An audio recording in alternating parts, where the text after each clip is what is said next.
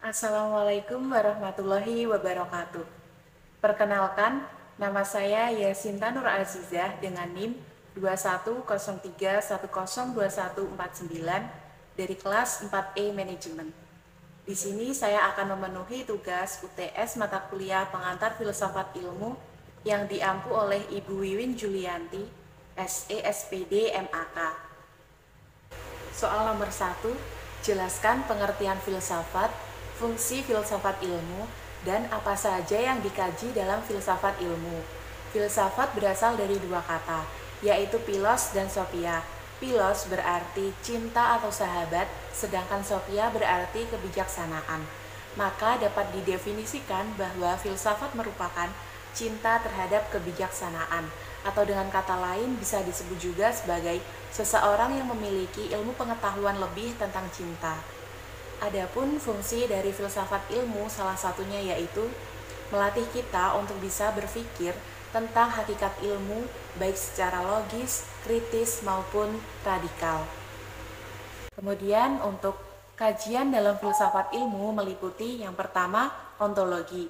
Dalam kajian ini mencakup masalah realitas dan penampakan serta bagaimana hubungan kedua hal tersebut dengan subjek atau manusia. Yang kedua, epistemologi. Dalam kajian ini berkaitan dengan bagaimana proses diperolehnya ilmu, bagaimana prosedurnya untuk memperoleh pengetahuan ilmiah yang benar. Kemudian yang terakhir ada aksiologi. Dalam kajian ini berkaitan dengan apa manfaat ilmu, bagaimana hubungan etika dengan ilmu, serta bagaimana mengaplikasikan ilmu dalam kehidupan.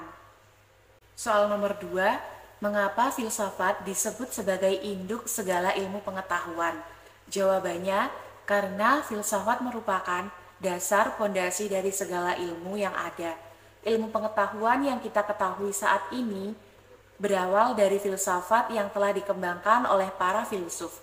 Sebelum ilmu pengetahuan berkembang, menjadi sesuatu yang menuntut pengujian dan pembuktian, dan bukan hanya sekedar filsafat. Contoh sederhananya yaitu teori gravitasi bumi oleh Isaac Newton. Bahwasanya suatu benda itu jatuh ke bawah karena adanya gaya gravitasi bumi.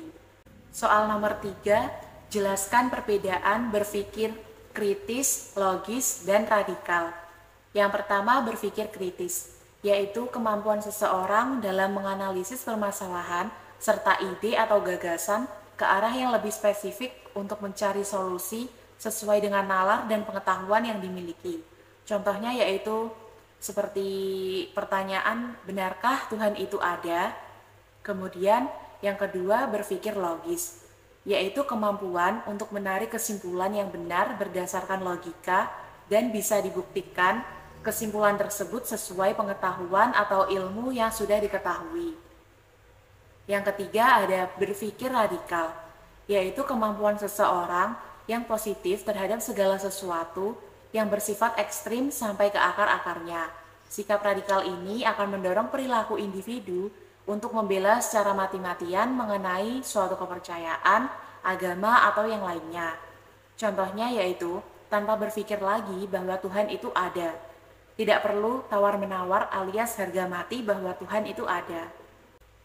Soal nomor 4, jelaskan kaitan antara ilmu dan pengetahuan. Tentu saja ilmu dan pengetahuan itu sangat berkaitan, karena ilmu merupakan kumpulan pengetahuan yang telah teruji kebenarannya dan disusun secara sistematis berdasarkan dengan metode ilmiah. Contohnya seperti ilmu kedokteran dan ilmu fisika ataupun ilmu matematika.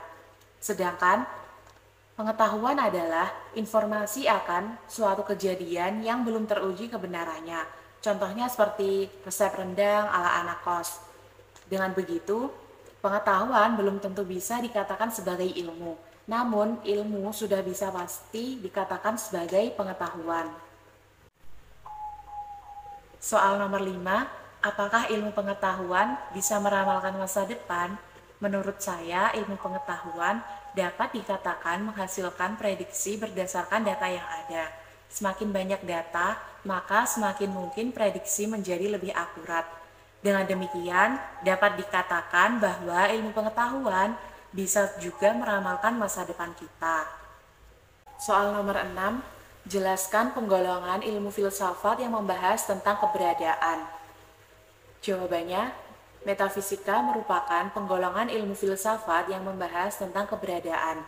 Hal ini berkaitan dengan proses analitis atas hakikat fundamental mengenai keberadaan dan realitas yang menyertainya, baik secara fisik maupun non-fisik. Sebagai contoh yaitu, kenapa sih manusia itu ada? Soal nomor 7, siapakah Anda, mengapa Anda dilahirkan, dan apa makna hidup menurut Anda? Saya adalah manusia yang terdiri dari apa yang saya serap setiap hari. Ibarat bangunan yang disusun secara perlahan. Semua yang saya tangkap bercampur sedemikian rupa, kemudian menjadi diri yang setiap hari menjadi baru dan unik. Maka saya terus berproses menjadi diri yang lebih kuat. Kemudian, mengapa saya dilahirkan? Karena merupakan takdir dari Tuhan. Selain itu, pastinya untuk belajar tentang kehidupan. Tuhan ingin kita mengalami naik turun kehidupan, penderitaan, cinta, dan kasih sayang, serta pengalaman lainnya. Kemudian, makna hidup menurut saya adalah perjuangan, di mana kita sebagai tokoh utama dalam hidup ini yang diharuskan untuk berjuang dengan sekuat tenaga dan dipaksa untuk menjadi kuat dalam menghadapi apapun yang akan terjadi dalam hidup ini. Karena pastinya dalam hidup kita akan melewati banyak sekali pengalaman, entah itu baik maupun buruk. Maka syukuri dan jalankan dengan baik apa yang ada dalam hidup ini.